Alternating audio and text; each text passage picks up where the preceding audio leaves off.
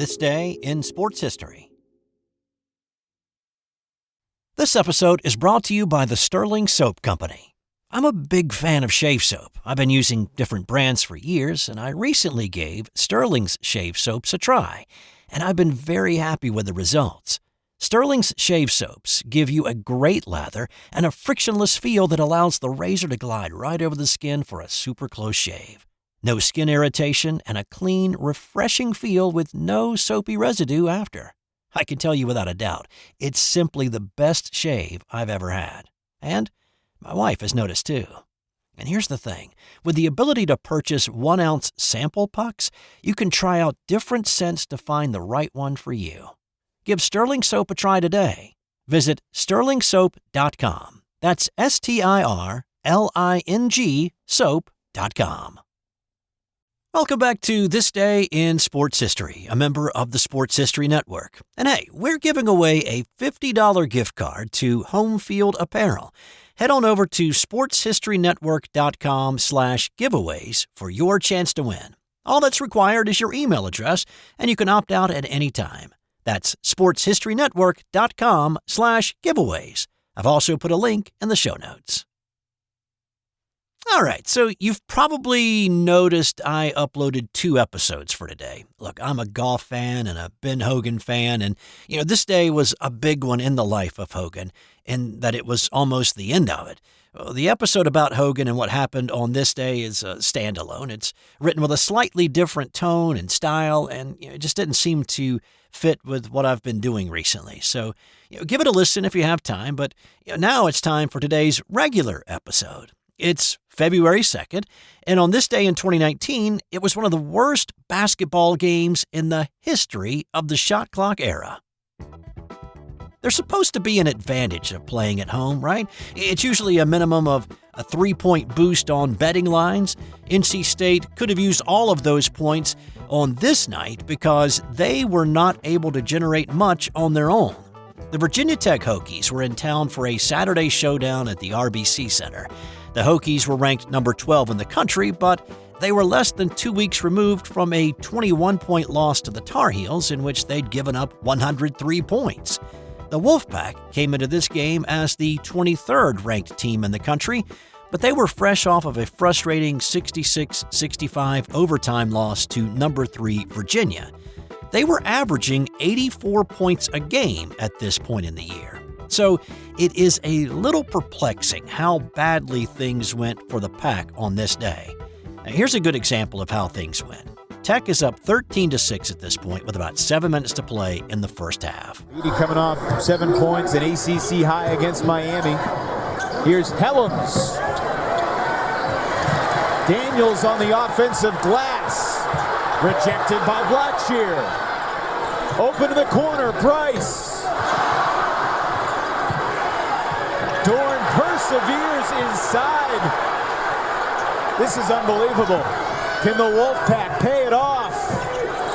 They cannot. State only scored 14 points in the first half.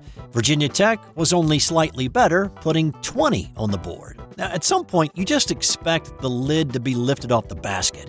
Surely there's somebody who can make a shot, but Kevin Keats could not find that person. And things got worse for the Pack in the second half, if you can believe it. They only scored 10 points in the final 20 minutes. Final score, Hokies 47, Wolfpack 24. The 24 points is the lowest output by a ranked team in the shot clock era, which, if you remember, started in 1985. They hit only 9 of the 54 shots they took that day. Now that works out to making only 17% of their shots. No Pack player finished in double figures. C.J. Bryce was State's leading scorer with 7. Interestingly enough, the Wolfpack scored 96 3 days later in a loss in Chapel Hill. So going from a team which could not score to a guy who could not be stopped.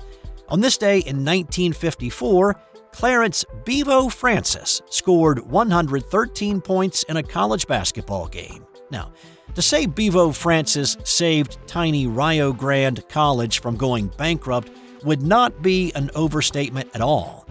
Now, It started in 1951 when Newt Oliver took the job to coach tiny Rio Grande, located in southwestern Ohio. And just a note here, it is pronounced Rio. It's Rio Grande in Texas, Rio Grande in Ohio. Anyway, Newt had coached in high school before the move, and he coached Bevo as a high schooler. It was only natural for Bevo to follow his coach, and when the duo arrived on campus 2 years before this game, Rio had 39 students. Their Baptist church support had just been pulled. The school did not have much money in the bank to pay faculty. Bevo changed that by simply playing basketball and scoring a whole lot of points. He started to attract attention by averaging 50 points a game in his first year. Playing at their home gym, nicknamed the Pig Pen in December of '52, Bevo nearly outscored California State all by himself in a 105-73 win. Bevo scored 72. When a local newspaper reporter put that story out on the wire, people started asking, who is Bevo Francis? Well, people started buying tickets to find out who Bevo was. Ticket sales brought in more than $15,000 in revenue that was then used to pay faculty and bills and keep the lights on at the school. Enrollment to the school jumped nearly 30%.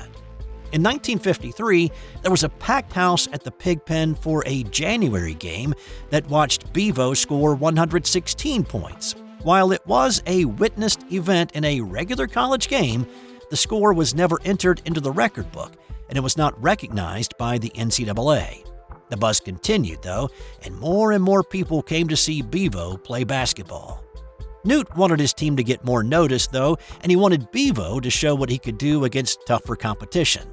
In the 53-54 season, Newt accepted offers to play in both Madison Square Garden and Boston Garden. A win against Miami in their first Garden visit was impressive. When they beat Providence in the Boston Garden, it gave them even more credibility.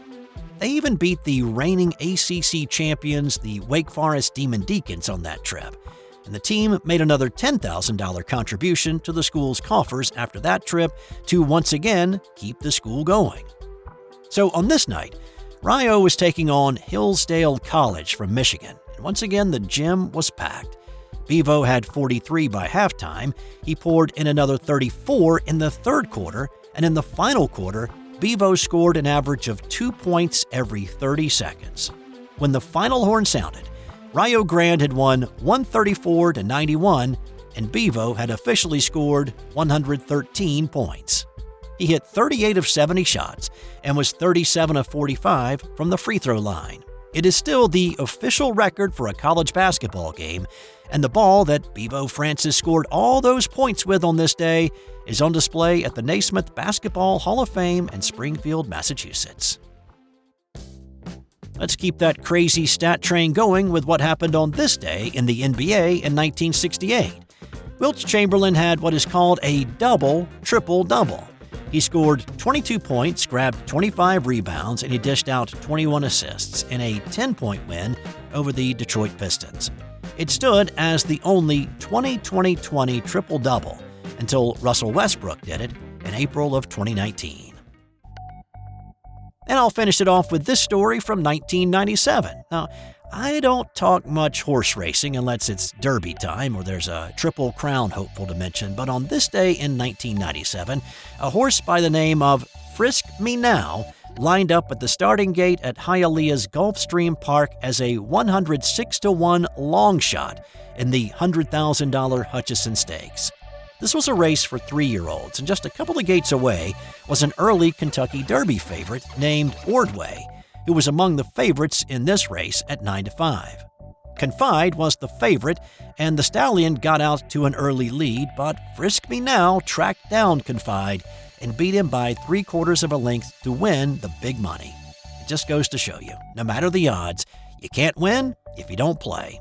And by the way, Ordway, the pre-Derby favorite, finished dead last, 18 lengths off the pace.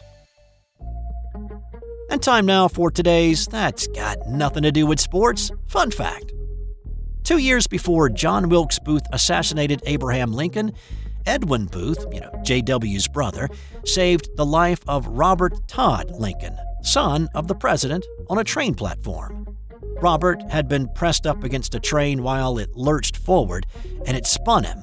Edwin pulled him back before he fell under the wheels.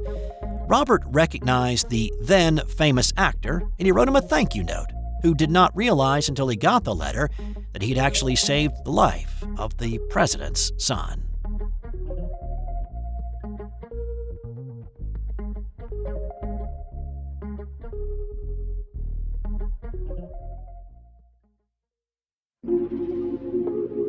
This has been an original Thrive Suite production.